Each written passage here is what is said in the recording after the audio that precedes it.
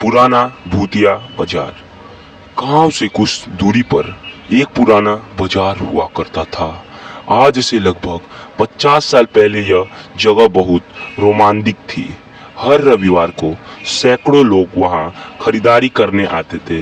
लेकिन अचानक एक साल उस बाजार में आग लग गई। रात भर आग बढ़ती रही और दर्जनों लोग जिंदे जल गए। उसके बाद वहां बाजार कभी नहीं खुला। धीरे धीरे लोग उसे भूतिया बाजार कहते हैं। तो चलिए आज हम भूतिया बाजार की कहानी सुनते हैं। गांव के लोग कहते थे कि आधी रात के बाद वहां से ढोल नवाड़ों की आवाज आती थी, जैसे बाजार फिर से लग गया हो। कुछ लोग दावा करते थे कि उन्होंने जली हुई औरतों की चीखें सुनी है। उसी गांव में आरब नाम का एक साहसी लड़का था। उसे बचपन से ही भूत प्रेत की कहानियों पर यकीन नहीं था। उसने तय किया कि वह अपने दोस्तों के साथ आधी रात को वहां जाएगा और सच्चाई का पता लगाएगा। एक रात आरब अपने दो दोस्तों के लेकर टॉर्च और मोबाइल लेकर भूतिया बाजार पहुंच गया।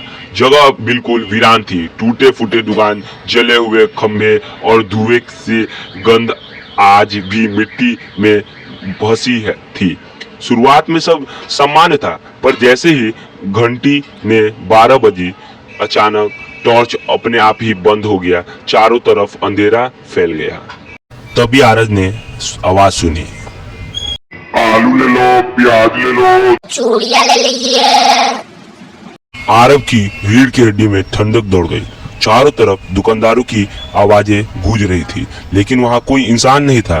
दोस्तों ने देखा कि टूटी हुई दुकान पर धुंधली आकृति खड़ी है, जैसे जल चुकी लोग अपने अपने दुकानें फिर से चला रहे हो।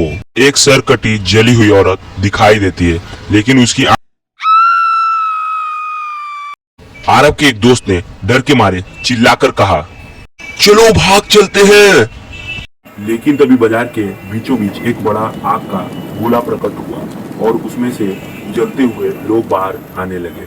आरब ने किसी तरह अपने दोस्तों को पकड़कर बाहर की ओर दौड़ लगाई, लेकिन भागते भागते उसने पीछे मुड़कर देखा।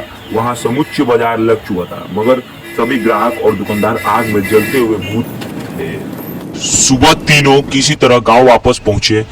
तीनों दोस्त बहुत बीमार पड़ गए और कई दिनों तक बिस्तर से नहीं उठ पाए।